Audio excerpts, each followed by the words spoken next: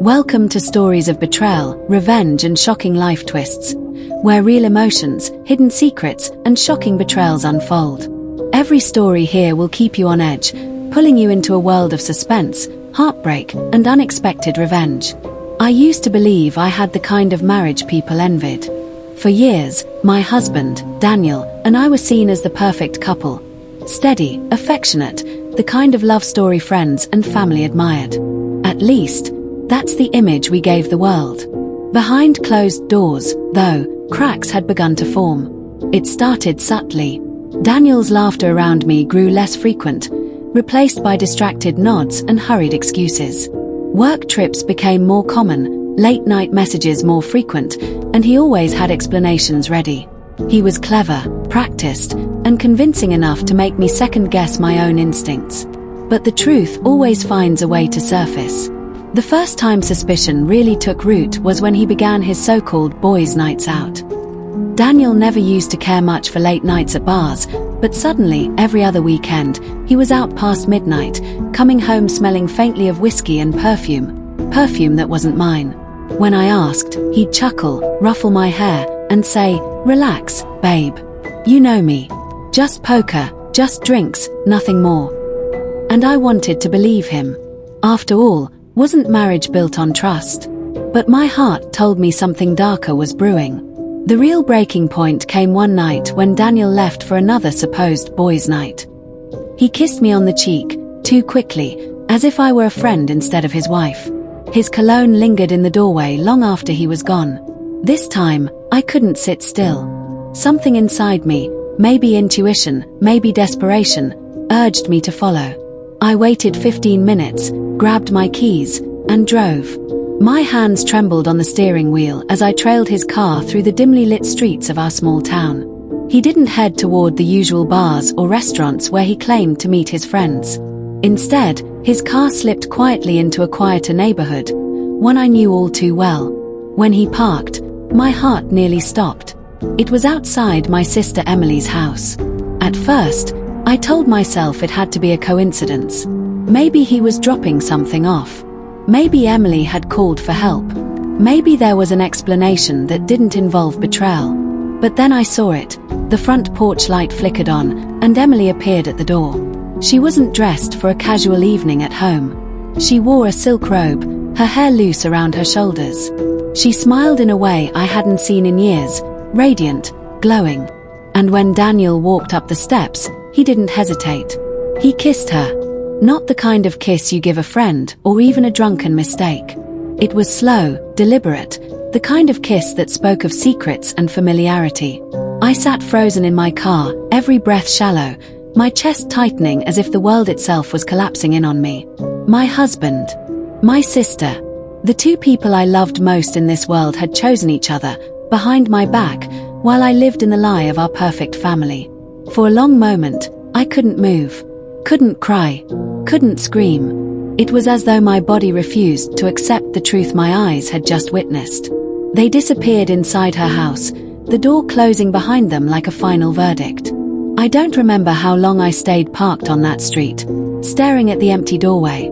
The night was silent except for the pounding of my own heartbeat and the whispering echo of every promise Daniel had ever made to me. Every vow we exchanged at the altar felt like ash in my mouth now.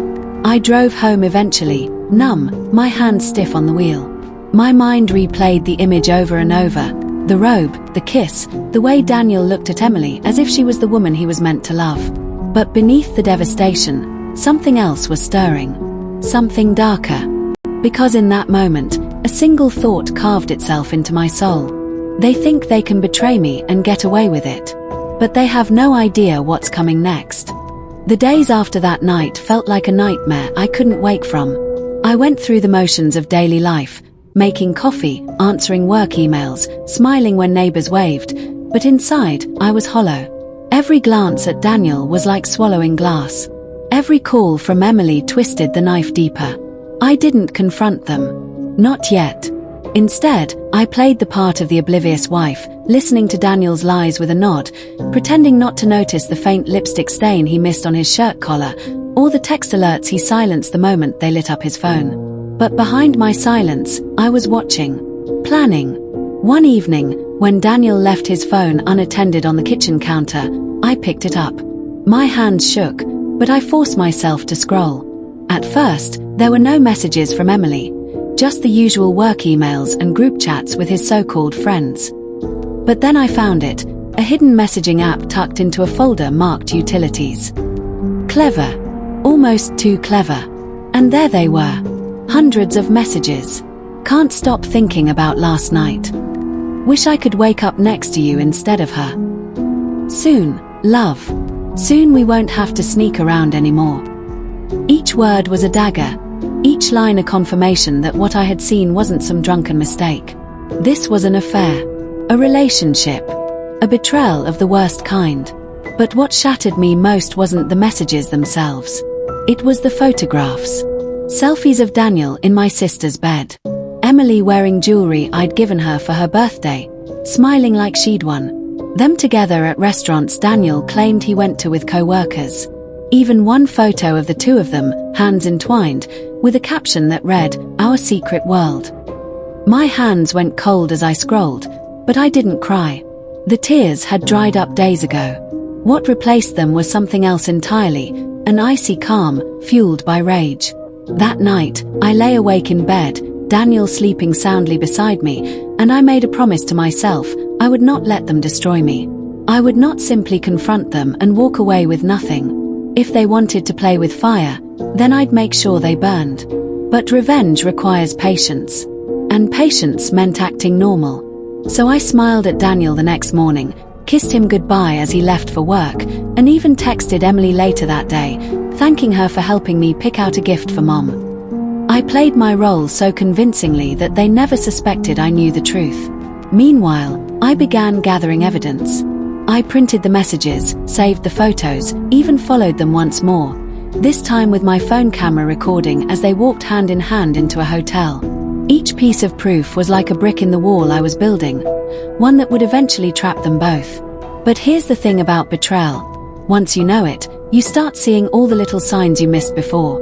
The way Emily had always been a little too interested in Daniel's job. The way Daniel used to linger a little too long when hugging her at family gatherings. The inside jokes they shared at my expense, the whispers that I brushed off as harmless. They thought they were clever, hiding their affair behind boys' nights and sisterly advice. But now I saw everything clearly, and the more I uncovered, the more dangerous my thoughts became. Because I didn't just want to expose them. I wanted them to feel what I felt, to watch their perfect little world crumble in front of them, to know what it was like to lose everything. The opportunity came sooner than I expected. One Saturday, Daniel announced he'd be going on another trip with the guys. I smiled sweetly, kissed his cheek, and asked if he wanted me to pack him a snack for the road. He laughed, thinking I was the dutiful wife who bought his lies. But once he left, I grabbed my keys and followed. This time, I didn't stop at the curb. I parked down the street from Emily's house, far enough not to be seen but close enough to watch. Hours passed. Lights flicked on and off inside. Shadows moved across the curtains. And just as I was about to leave, the front door opened. Daniel stepped out, shirt half buttoned, hair messy, grinning like a man who thought he was untouchable. Emily followed, wrapping her arms around him before kissing him goodnight. Right there, on the porch, as if they had no fear in the world. And in that moment, an idea struck me. Not a confrontation. Not a tearful outburst. Something bigger. Something that would not only expose them but humiliate them in front of everyone they cared about. Because betrayal thrives in the dark. And I was about to drag their secret into the brightest light possible. But before I could execute my plan, I discovered something else. Something that changed everything and made this game even more dangerous than I imagined. Buried in those secret messages between Daniel and Emily was a single line that froze my blood.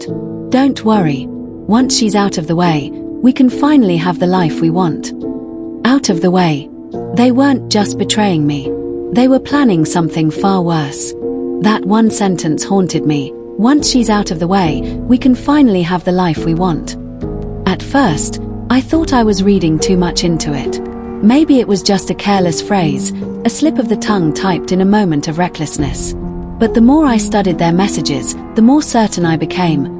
Daniel and Emily weren't just betraying me, they were plotting to remove me from their lives completely. And suddenly, everything made sense. The way Daniel had been encouraging me to go hiking alone, despite me never being the outdoorsy type. The glass of wine Emily had poured for me at dinner last week, urging me to just relax after a long day. The subtle ways they were trying to push me toward situations where an accident could easily be staged. They didn't want a divorce. They wanted me gone. But they had underestimated me. I decided I wouldn't wait for them to strike first. If they wanted to play a game of betrayal and deceit, I would finish it, and I would finish it on my terms. The plan took weeks to set in motion. Carefully, quietly, I built a web of evidence. Printouts of texts, photos, videos, financial records showing money Daniel had siphoned into Emily's account. Enough to destroy them both if placed in the right hands. But I didn't just want to ruin them behind closed doors. I wanted everyone to see the truth. The perfect opportunity came in the form of my parents' wedding anniversary party. A grand family gathering, with relatives, friends, and neighbors all under one roof.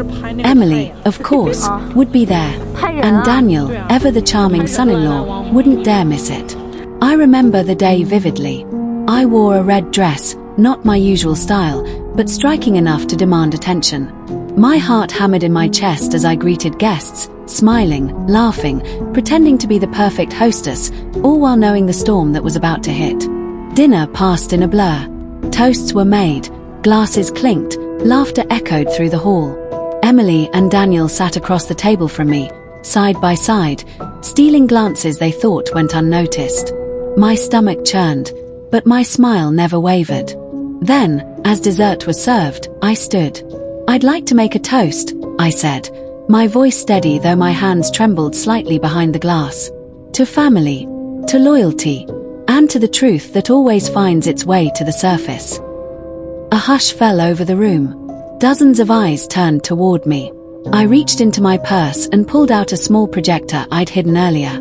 With one click, the screen at the front of the hall lit up. At first, it showed a happy photo of me and Daniel on our wedding day, smiling like fools in love. A collective "oh" rippled through the crowd. And then the next image appeared. Daniel and Emily. Together. Gasps erupted. Chairs scraped against the floor as people leaned forward, disbelief written on every face. Slide after slide appeared. Messages, selfies, hotel receipts, every damning piece of evidence I had gathered. Daniel shot to his feet, his face pale. "Turn it off," he shouted, his voice cracking. Emily's hands flew to her mouth, her eyes wide with horror. But I wasn't finished. The final slide was the message that had sealed their fate. "Once she's out of the way, we can finally have the life we want." The room erupted in chaos. My mother sobbed. My father looked ready to throw Daniel out himself. Relatives whispered furiously, some glaring at Emily, others staring at Daniel as though he were a stranger. And me. I stood tall, calm, watching as their carefully built lies collapsed in front of everyone who mattered. Daniel lunged toward me, but my brother intercepted him, shoving him back with a look of pure disgust. Emily tried to speak, to spin some excuse, but no one listened. Their reputations were destroyed. Their secret was no longer theirs. It was public property. But I wasn't done yet. The very next morning, I walked into the lawyer's office with my folder of evidence. Divorce papers were drawn up, assets frozen, accounts investigated. Daniel tried to beg, tried to threaten, but he had no leverage left. Everything he had hidden was now in the open. Emily. She lost more than her reputation. Her own fiancé, yes, she had one, left her the moment he found out. Her friends vanished, ashamed to be associated with her betrayal. She became a shadow of the sister I once knew, isolated and broken. As for Daniel, he lost the house, the respect of his family, and the career he had worked years to build. The man who thought he could outsmart me was left with nothing. And me. I walked away free. It wasn't easy. Betrayal never heals overnight. There are still nights when I wake up from dreams of that kiss on Emily's porch, my heart aching with the memory of what I lost. But then I remind myself, I didn't lose. They did. Because in the end, betrayal doesn't just destroy trust, it destroys the betrayers themselves. And while they thought they had written the perfect ending to my story, I made sure to give them one they never saw coming.